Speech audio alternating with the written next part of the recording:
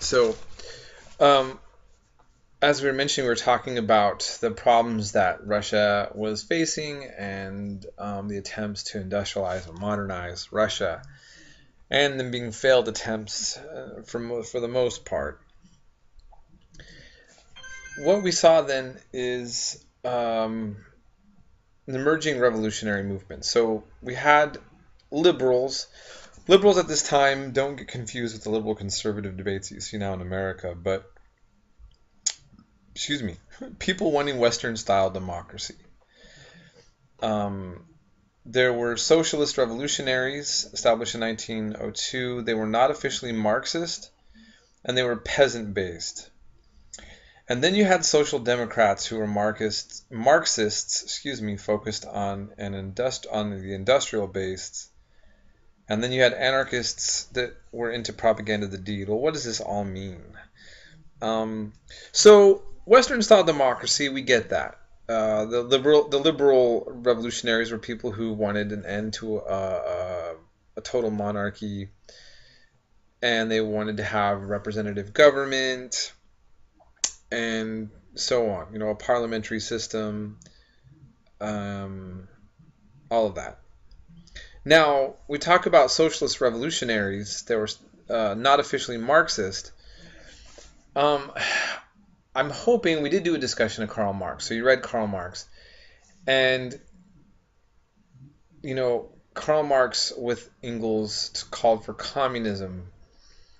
So there's several things which I may have clarified or not, which I was hoping. So bear with me. Every communist is a socialist, but not every socialist is a communist, and not every communist is a Marxist-style communist. Okay, so what do I mean? What's going on? Basically, when something would be socialized, it means that instead of privately owned for individuals like a business, right? That there would be a social ownership. So let's say that all of the people of a particular apartment complex collectively own the complex. You could argue that's socialistic. And then you have a type of socialism where the state owns a publicly owned institution. So public schools, this school you're going to, Modesto Junior College, which is paid for by U.S. tax dollars. Those of you who are in the military, these are all publicly owned institutions that could be labeled socialist, even the military and the police force. Okay? Now, um, socialists had certain demands they wanted to help out, that the state to intervene and help out people in a sort of collective way. It's oversimplifying it.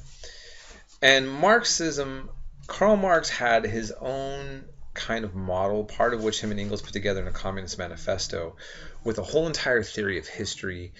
It's a very, very complex system, Marxism, that is a type of socialist communism. And communism is a goal where everything would be socialist, that it would be one entire communal entity, if that makes any sense. You may follow that well, or it might be a disaster as part of the lecture. I hope there's some clarity. Feel free to actually hit me up on this. So the Social Democrats were also Marxist. You may not realize this. The Social Democratic Party of Germany was officially revolutionary Marxist up until, I want to say, the 60s, but for some time. And so you think of democracy, Marxists are communists, they're into democracy. They have their own theory of what it means, these words. North Korea, to this day, is called the DPRK. What's it stand for? Democratic People's Republic of Korea. That's what North Korea's actual full name is. I remember laughing when George Bush said democracies don't go to war with each other, which is one of his justifications for creating democracy in Iraq.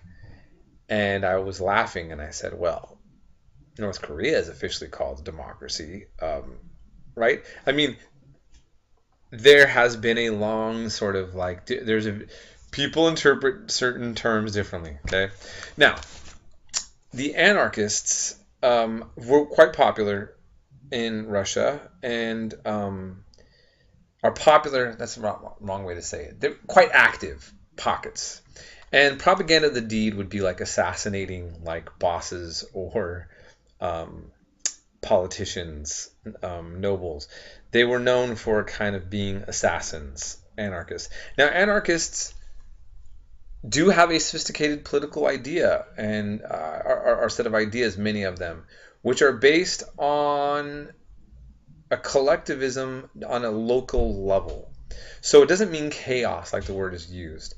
Some may think that it still leads to chaos. That might be one of your arguments against it. I merely want to point out that anarchism as a political idea has a thought out logic that assumes that human beings can be organized without a centralized state. Okay, and in the reading you're going to have Stalin writing very critical of the anarchists because they were a competitor for revolutionary ideas in Tsarist Russia, and he wanted to make a statement of why he thought that being a social democrat or a communist would be better, okay, a Marxist. And we had different groups. Remember, I talked about here. This is a Yiddish pamphlet published in exile. So you had Jewish revolutionary groups that would also were working on different ideas. If you watch Fiddler on the Roof, that movie, you'll notice there was that one guy. I think his name was Perchik, and he is portrayed. They don't quite clearly define his politics, but he's one of the socialist Jewish groups. He clearly fits into that model that you would have seen at the time. Okay. And actually, what I'm going to do is I'm going to stop there. We'll get to the Russo-Japanese War, and then we'll get back to some more discussions about what leads up to everything going on.